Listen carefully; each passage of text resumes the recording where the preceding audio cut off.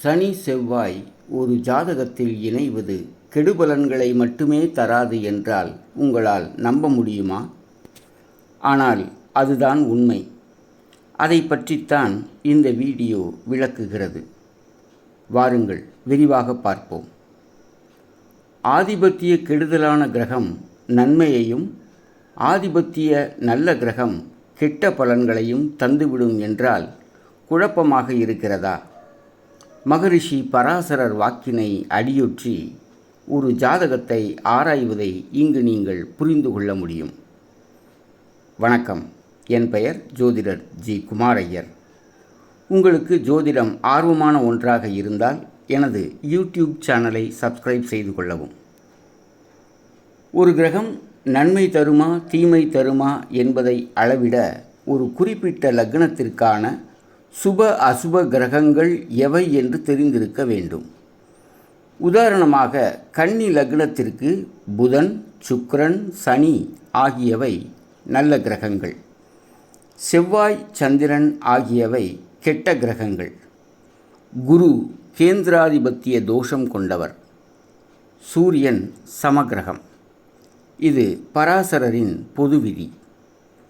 ஆனால் அதை அப்படியே பயன்படுத்தி நீங்கள் பலன் சொல்லிவிட முடியாது. இங்கு ஒரு முக்கியமான நுணுக்கத்தை கற்க வேண்டும்.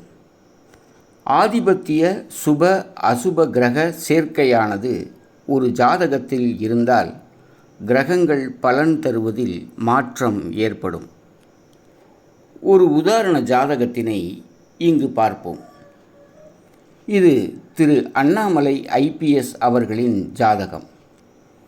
இவருடைய பிறந்த விபரம் 4/6/1984 1:17 PM கரூரில் பிறந்திருக்கிறார். இந்த ஜாதகத்தில் சுக்கிர திசையின் செவ்வாய் புக்தியில் UPSC தேர்ச்சி பெற்று IPS ஆக பதவியேற்றார். சுக்கிர திசை சனி புக்தியில் தன் வேலையை ராஜினாமா செய்தார். சுக்கிரனின் தசா ஏன் நன்மையையும் தீமையையும் கலந்து தந்தது? தசா கிரகத்தை கவனிப்போம். இங்கு சுக்கிரன் ஆதிபத்திய சுபகிரகம். இருப்பது ஆட்சி பலத்தில். இணைந்திருப்பது 1 மற்றும் 10ஆம் அதிபதி புதனுடன். மேலும் 12ஆம் அதிபதி சூரியன் என்ற சமகிரகத்துடன். ஆனால் இங்கு ராகு என்ற நிழல் கிரக சேர்க்கை ஒரு யோகத்தை முழுமையாக அனுபவிக்க விடாது. மேலும் கூடுதலாக ஆதிபத்திய அசுப கிரகமான 3-8ஆம் பாவக அதிபதியான செவ்வாயின் 8ஆம் பார்வை தீய பலன்களை தந்தது. சுக்கிர திசையின் செவ்வாய் புக்தியில் 2011ஆவது ஆண்டு பேட்சில் இவர் IPS ஆக பதவியேற்கிறார். இங்கு செவ்வாய் 3 மற்றும் 8 ஆதிபத்திய அசுப கிரகம் மிகப்பெரிய பதவியை தந்தது. காரணம், கன்னி லக்னத்திற்கு ஆதிபத்திய சுபகிரகமான உச்ச சனியுடன் இணைந்ததால் செவ்வாயின் குணம் மாறியது. 2019இல் சுக்கிர திசையின் சனி புக்தியில் தனது வேலையை ராஜினாமா செய்தார். ஏன்? கன்னி லக்னத்திற்கு ஆதிபத்திய சுபகிரகமான சனி ஆதிபத்திய அசுப கிரகமான செவ்வாயின் இணைவை பெற்றதால் கெட்டவனாகி வேலையை பறித்தார் சனி.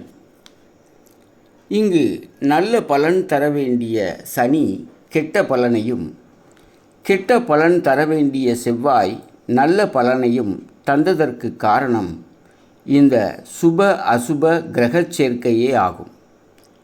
இனி ஒரு முறை சனி செவ்வாய் சேர்க்கை கெட்ட பலனை மட்டுமே தரும் என்று நீங்கள் கருத முடியாது. அந்தந்த ஜாதகத்தில் பெற்றுள்ள கிரகநிலையை அனுசரித்தே பலன்கள் நடக்கும் என்பதை இப்போது நீங்கள் புரிந்து கொண்டிருப்பீர்கள் என நம்புகிறேன். இந்த வீடியோ பிடித்திருந்தால் லைக் மற்றும் ஷேர் செய்யவும். உங்கள் கருத்துக்களையும் பதிவிடவும். ஆன்லைன் ஜோதிட ஆலோசனை தேவைப்பட்டால் ஸ்க்ரீனில் உள்ள எனது நம்பருக்கு தொடர்பு கொள்ளவும். அடுத்த ஒரு சுவையான சுவாரஸ்யமான வீடியோவில் சந்திப்போம். நன்றி, வணக்கம்.